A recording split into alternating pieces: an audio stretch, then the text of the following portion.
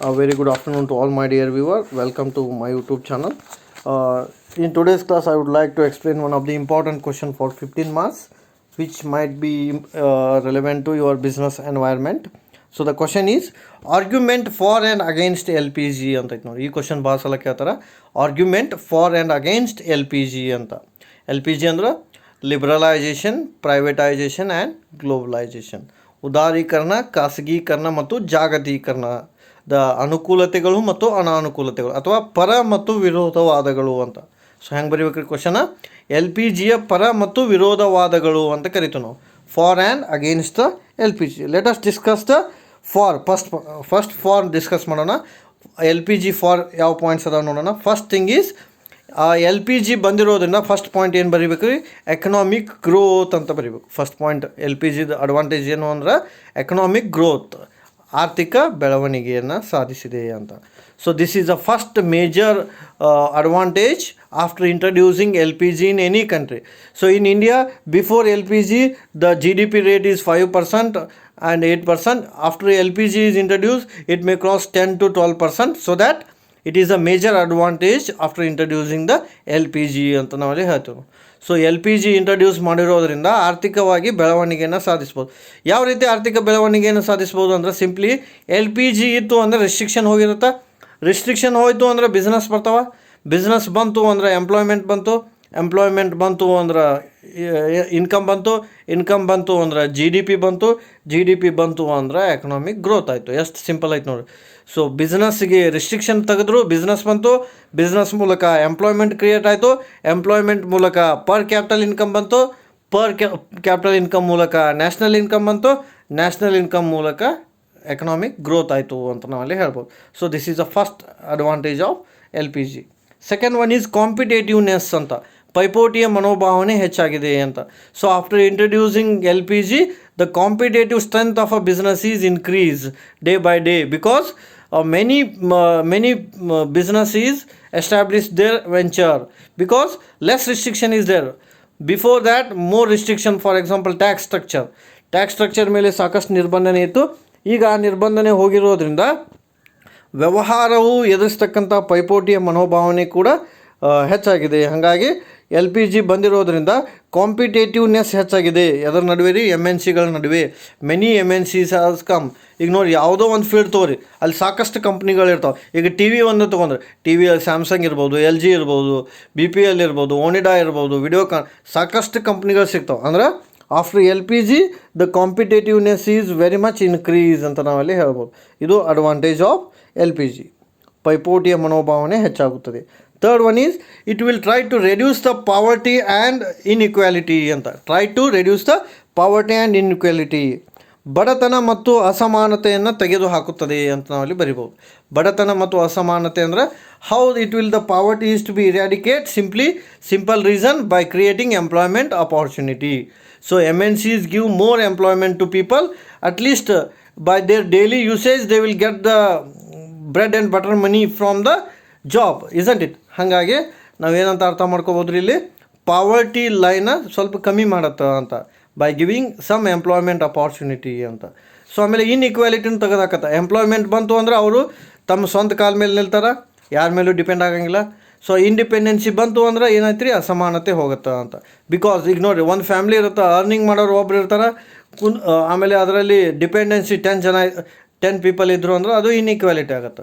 So maximum ಜನ earn ಮಾಡ್ತಿದ್ರು ಅಂದ್ರೆ so it is a benefit to the family ಅಂತ ನಾವಲ್ಲಿ ಹೇಳ್ಬೋದು. So that is consider as a overcome the inequality and ಏನಂತ ಹೇಳ್ಬೋದು ನಾವು, ಪಾವರ್ಟಿ ಅಂತ ಹೇಳ್ಬೋದು. Next one efficiency and profitability of public sector ಅಂತ ನಾವು ಕರಿತೀವಿ. Efficiency and profitability of public sector ಅಂತ ಅಂದ್ರೆ ಸಾರ್ವಜನಿಕ ವಲಯದ ಕಾರ್ಯದಕ್ಷತೆ ಮತ್ತು ಲಾಭದ ಪ್ರಮಾಣ ಹೆಚ್ಚಾಗುತ್ತದೆ. How it is the public sector profitability is increase because while we relaxing many private sector has to come so that public sector is also try to compete with them, so their efficiency is automatically increase. ನೋಡ್ರಿ, ಸಾರ್ವಜನಿಕ ವಲಯ ಕೂಡ ಖಾಸಗಿ ವಲಯದ ಜೊತೆ ಪೈಪೋಟಿಯನ್ನು ಎದುರಿಸಬೇಕಾಗತ್ತೆ. So ಖಾಸಗಿ ವಲಯದ ಜೊತೆ ಪೈಪೋಟಿಯನ್ನು ಎದುರಿಸಿದಾಗ ಸೊ ಅವರು ಲಾಭದ ಪ್ರಮಾಣ ಕೂಡ ಹೆಚ್ಚಾಗುತ್ತದೆ. ಸೊ ಅವ್ರ ಕಾರ್ಯದಕ್ಷತೆ ಹೆಚ್ಚಾಗುತ್ತದೆ ಅಂತ ನಾವಲ್ಲಿ ಹೇಳ್ಬೋದು. ಆಮೇಲೆ ಎಲ್ ಪಿ ಜಿಯಿಂದ ಮತ್ತೊಂದು ಅಡ್ವಾಂಟೇಜ್ ಏನು ಅಂದರೆ development of small scale industry ಅಂತ. ಸೊ ಸಣ್ಣ ಉದ್ದಿಮೆಯ ಬೆಳವಣಿಗೆ ಕೂಡ ಕಾರಣವಾಗಿದೆ ಅಂತ. So how because it will create a more employment and money capital should be rise. So foreign ಇಲ್ಲಿ ಎಲ್ ಪಿ ಜಿ ಬಂದಿರೋದ್ರಿಂದ ಮೆನಿ ಫಾರಿನ್ ಕಂಪ್ನಿ ಬಂತು. ಮೆನಿ ಫಾರಿನ್ ಕಂಪ್ನಿ ಬಂತು ಅಂದರೆ ಕ್ಯಾಪಿಟಲ್ ಜನ್ರೇಟ್ ಆಯಿತು. ಕ್ಯಾಪಿಟಲ್ ಜನ್ರೇಟ್ ಆಯಿತು ಅಂದರೆ ಆಟೋಮೆಟಿಕಲಿ ಸ್ಮಾಲ್ ಸ್ಕೇಲ್ ಇಂಡಸ್ಟ್ರಿಗೆ ಎಂಪ್ಲಾಯ್ಮೆಂಟ ಹೆಚ್ಚಿಗೆ ಸಾಧ್ಯ ಆಗುತ್ತೆ ಅಂತ ನಾವಲ್ಲಿ ಹೇಳ್ಬೋದು. ಆಮೇಲೆ ಫಿಸ್ಕಲ್ ಡೆಫಿಸಿಟ್ ಮಿನಿಮಮ್ ಆಯಿತು ಅಂತ ನಾವಲ್ಲಿ ಹೇಳ್ಬೋದು. ಸೊ ತೆರಿಗೆಯ ಕೊರತೆ, ವಿತ್ತೀಯ ಕೊರತೆ ಹೋಗುತ್ತದೆ ಅಂತ ನಾವಲ್ಲಿ ಹೇಳ್ತೀವಿ. ವಿತ್ತೀಯ ಕೊರತೆಯನ್ನು ಹೋಗಲಾಡಿಸುತ್ತದೆ ಅಂತ. Fiscal deficit problem is eliminated. ವಿತ್ತೀಯ ಕೊರತೆ ಅಂದರೆ ನಮ್ಮಲ್ಲಿ ಕೆಲವೊಂದಿಷ್ಟು ತೆರಿಗೆ ಕೊರತೆ ಇರುತ್ತೆ, ಅದು ಹೋಗಿಬಿಡುತ್ತೆ. ಯಾವ ರೀತಿ ಫಿಸ್ಕಲ್ ಡೆಫಿಸಿಟ್ ಹೋಗುತ್ತೆ ಅಂದರೆ ಬಿಕಾಸ್ ಎಲ್ ಪಿ ಜಿ ಬಂದಿರೋದ್ರಿಂದ ಕಂಪ್ನೀಸ್ ಬರ್ತಾವೆ. ಕಂಪ್ನೀಸ್ ಬಂದು ಅಂದ್ರೆ ಅವ್ರದ್ದು ರೆವಿನ್ಯೂ ಹೆಚ್ಚಾಯಿತು ಅಂದ್ರೆ ಗೌರ್ಮೆಂಟಿಗೆ ಏನು ತುಂಬ್ತಾರೆ, ಅವರು ಟ್ಯಾಕ್ಸನ್ನು ತುಂಬ್ತಾರೆ ಅಂತ ನಾವಲ್ಲಿ ಹೇಳ್ಬೋದು. ಸೊ ಹಂಗಾಗಿ when the business is there the profit is there. When the profit is there automatically tax is to be given. ಹಾಗಾಗಿ ಟ್ಯಾಕ್ಸ್ ಸ್ಟ್ರಕ್ಚರ್ ರಿಫಾರ್ಮ್ ಆಗುತ್ತೆ ಅಥವಾ ಲಾಭ ಆಗುತ್ತೆ ಅಂತ ಹೇಳ್ಬೋದು ಗೌರ್ಮೆಂಟಿಗೆ. ಆಮೇಲೆ easily we can control over inflation. L P ಜಿಯಿಂದ ನಾವು ಮತ್ತೊಂದು ಅಡ್ವಾಂಟೇಜ್ ಏನು ಅಂದರೆ L P G can control the inflation ಅಂತ. ಅತಿ ಪ್ರಸರಣವನ್ನು ತಕ್ಕ ಮಟ್ಟಿಗೆ ಅದು ನಿಯಂತ್ರಿಸ್ಬೋದು. ಅತಿ ಪ್ರಸರಣ ಅಂದರೆ ಏನ್ರಲ್ಲಿ price should be rise very high. ಕೆಲವೊಂದಿಷ್ಟು ಸಲ ಬೆಲೆ ಏನಾಗುತ್ತೆ ಗಗನಕ್ಕೆ ಮುಟ್ಟಿರ್ತಾವೆ, ಆಕಾಶಕ್ಕೆ ಮುಟ್ತಾವೆ ಅಂತ ಪ್ರೈಸ್ ರೈಸ್ ಆಗ್ತಿರುತ್ತೆ. ಸೊ ಇದು ಯಾವ ರೀತಿ ತಡೆಗಟ್ಬೋದು ಅಂದರೆ when you are supplying the goods by many person the price should not be high. When the supplier supply the goods, that supplier is only one person, then the price is very high. ಅವಾಗ inflation ಆಗುತ್ತೆ. ಏನು ಅಂದ್ರೆ ಪೂರೈಕೆ ಮಾಡ್ತಕ್ಕಂಥ ವ್ಯಕ್ತಿಗಳು ಬಹಳಷ್ಟು ಜನ ಇದ್ದರೆ ಪರ್ಫೆಕ್ಟ್ ಕಾಂಪಿಟೇಷನ್ ಇರುತ್ತೆ, ಅಲ್ಲಿ ಅದರ ಪ್ರೈಸ್ ಹೆಚ್ಚಾಗಲಿಕ್ಕೆ ಸಾಧ್ಯ ಇಲ್ಲ. ಆದರೆ ಪೂರೈಕೆ ಮಾಡ್ತಕ್ಕಂಥ ವ್ಯಕ್ತಿಗಳಿಗೆ ಕಮ್ಮಿ ಇದ್ದು ಅದರ ಬೇಡಿಕೆ ಹೆಚ್ಚಿದ್ದು ಪೂರೈಕೆ ಕಮ್ಮಿ ಆದಾಗ ಮಾತ್ರ ಏನಾಗುತ್ತೆ, ಇನ್ಫ್ಲೇಷನ್ ಆಗೋ ಸಾಧ್ಯತೆ ಇರುತ್ತೆ ಅಂತ ನಾವಲ್ಲಿ ಹೇಳ್ಬೋದು. These are all called as advantages of for L P G ಅಂತ. ಅಂದರೆ ಎಲ್ ಪಿ ಜಿಯ ಪರವಾದಗಳು. ಅಗೇನ್ಸ್ಟ್ ಕೂಡ ಅದಾವ. ಎಲ್ ಪಿ ಜಿ ಅಗೇನ್ಸ್ಟ್ ಏನು ಅಂದರೆ ಲಾಸ್ ಆಫ್ ಎಕನಾಮಿಕ್ ಸಾವೆರೆಂಟಿ ಅಂತ. ನಾವು ಆರ್ಥಿಕ ಸಾರ್ವಭೌಮತೆಯನ್ನು ಕಳ್ಕೊಬೋದು ಅಂತ. ಸೊ ಆರ್ಥಿಕ ಸಾರ್ವಭೌಮತೆಯನ್ನು ನಾವೇನು ಮಾಡ್ಬೋದು ಕಳ್ಕೊಬೋದು ಅದರಿಂದ ಎಲ್ ಪಿ ಜಿಯಿಂದ. Why? Because when the L P G is introduce many foreign company has arrived so that we can switch from our culture to foreign culture so that our own economy can be collapse ಅಂತ. So ನಾವು ವಿದೇಶಿಗೆ ಹೆಚ್ಚಿನ ಮೋಹವನ್ನು ಮಾಡೋ ಸಾಧ್ಯತೆ ಇರುತ್ತೆ. ಹಾಗಾಗಿ ನಾವು ದೇಶೀಯ ಭಾವನೆಯನ್ನು ಮರೆಯೋ ಸಾಧ್ಯತೆ ಇರುತ್ತೆ. ಅದು ಕೂಡ ಡಿಸ್ಅಡ್ವಾಂಟೇಜ್ ಆಗ್ಬೋದು ಎಲ್ ಪಿ ಜಿಯಿಂದ. ಸೊ ನಮ್ಮ ಆರ್ಥಿಕ ಸಾರ್ವಭೌಮತ್ವತೆಗೆ ಅದು ಪೆಟ್ಟು ಕೊಡುತ್ತೆ ಅಂತ ನಾವಲ್ಲಿ ಹೇಳ್ಬೋದು. ಆಮೇಲೆ there is a chance to depend more on foreign technology and capital ಅಂತ. ಎಲ್ ಪಿ ಜಿ ಬಂದಿರೋದ್ರಿಂದ ಇದೊಂದು ಬಿಗ್ ಡಿಸ್ಅಡ್ವಾಂಟೇಜ್ ಏನಂದ್ರೆ we can depend on foreign technology and capital ಅಂತ. ಯಾಕಂದರೆ ವಿದೇಶಿದಾರರ ಮೇಲೆ ಹೆಚ್ಚಿನ ಅವಲಂಬನೆಯನ್ನು ಮಾಡಿಕೊಳ್ಳುವ ಸಾಧ್ಯತೆ ಇರುತ್ತೆ ನಮ್ಗೆ. ಅವ್ರ ತಂತ್ರಜ್ಞಾನವನ್ನು ಹೆಚ್ಚಿನ ರೀತಿಯಲ್ಲಿ ಅವಲಂಬನೆ ಮಾಡಬೇಕಾಗತ್ತೆ ನಾವು. So we can see in India many products of foreign, not domestic. ಕೆಲವೊಂದಿಷ್ಟು ವಸ್ತುಗಳಿರ್ತಾವೆ ಪ್ಯೂರ್ಲಿ ನಾವು ಅದಕ್ಕೆ ವಿದೇಶಿಯರ ಮೇಲೆ ಅವಲಂಬಿತ ಆಗಬೇಕಾಗತ್ತೆ ಅಂತ. ಲೈಕ್ ಈಗ ನೋಡಿರಿ, ಮೊದಲು ಆಟಿಕೆ ಸಾಮಾನುಗಳಿದ್ದು. ಸೊ ಆಟಿಕೆ ಸಾಮಾನುಗಳು ಚೈನಾ ಮೇಲೆ ಹೆಚ್ಚಿನ ಡಿಪೆಂಡೆನ್ಸಿ ಇತ್ತು ಇಂಡಿಯಾದು. So now days it can be produce. ಅಂದರೆ ಏನು ಹೇಳಕ್ಕೆ ಪ್ರಯತ್ನ ಪಟ್ಟಾರ ಅಂದರೆ ಇಲ್ಲಿ ಎಲ್ ಪಿ ಜಿ ಬಂದಿರೋದ್ರಿಂದ there is a chance to much depend on foreign capital and you can say foreign company ಅಂತ ಟೆಕ್ನಾಲಜಿ ಅಂತಲೂ ಹೇಳ್ಬೋದು ನಾವು. ವಿದೇಶಿ ತಂತ್ರಜ್ಞಾನದ ಮೇಲೆ ಹೆಚ್ಚಿನ ಅವಲಂಬನೆಯನ್ನು ಮಾಡುವ ಸಾಧ್ಯತೆ ಇರುತ್ತೆ ಅಂತ ಹೇಳ್ಬೋದು. ಆಮೇಲೆ policies of IMF and world bank under pressure ಅಂತ.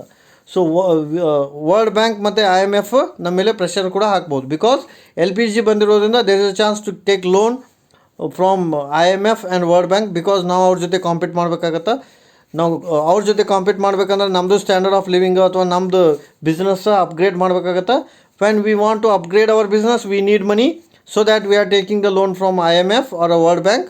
So they can pressurise us for development. ಅಂದರೆ ಡೆವಲಪಿಂಗ್ ಕಂಟ್ರಿ ಮೇಲೆ ಅವರು ಏನು ಮಾಡ್ಬೋದು, ಇನ್ಫ್ಲೂಯೆನ್ಸ್ ಮಾಡ್ಬೋದು ಎಲ್ ಪಿ ಜಿ ಮಾಡಲಿಕ್ಕೆ ಅಂತ ಹೇಳ್ಬೋದು.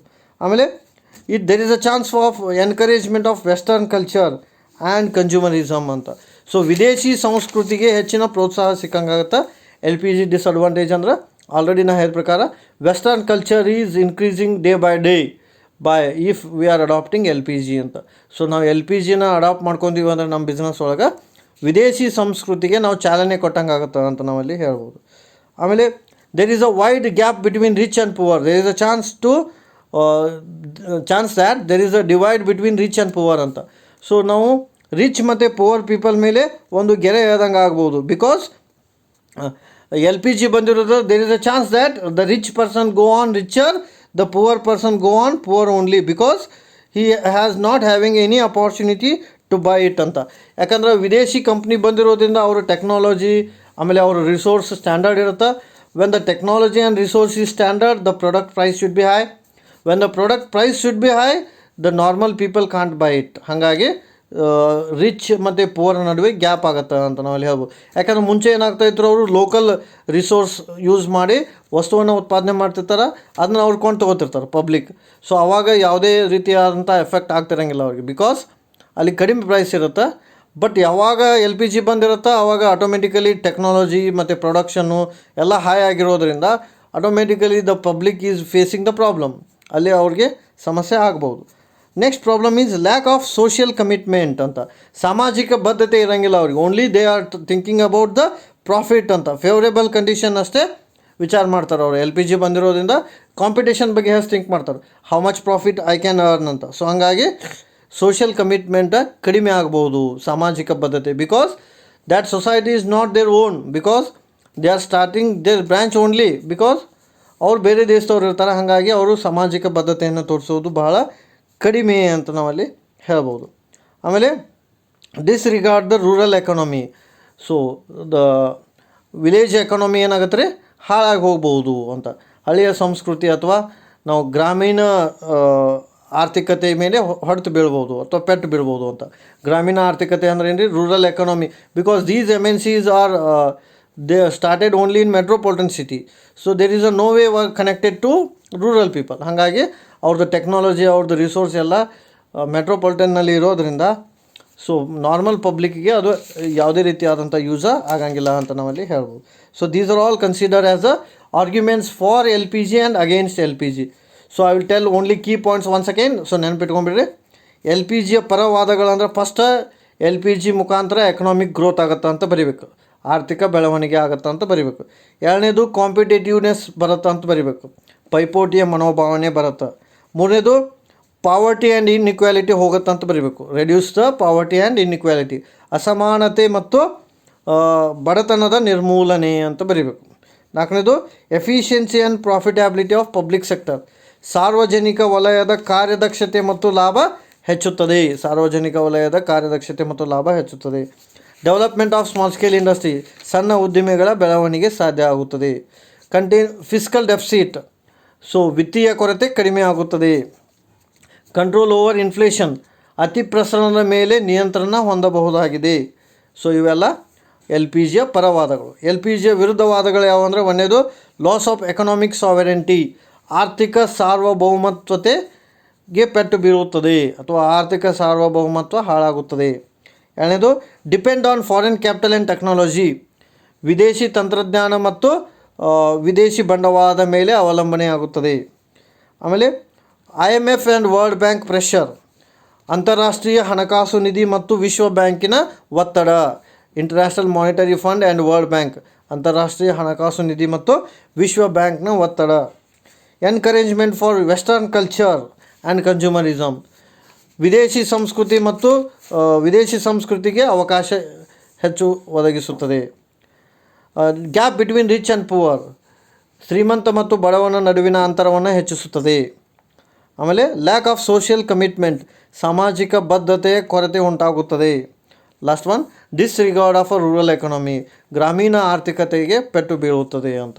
So these are the against the L P G ಅಂತ. ಸೊ ಈ ಕ್ವಶನ್ ಭಾಳ important, arguments for and against L P G. So key point ಹೇಳಿದ್ದೀನಿ, ಕೀ ಎಕ್ಸ್ಪ್ಲನೇಷನ್ ಹೇಳಿದ್ದೀನಿ brief. So you can see it. Thank you.